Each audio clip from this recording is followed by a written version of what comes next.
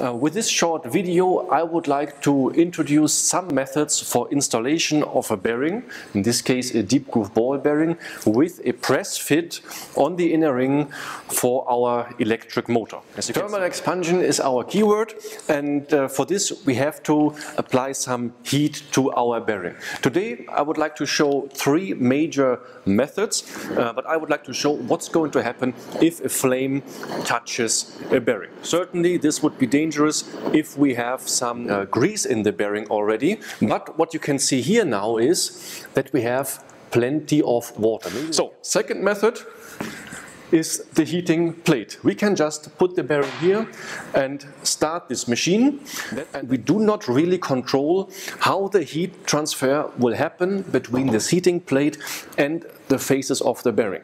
So, and now the other method here, this one, our inductive heater. For this we have to apply such bridge over here.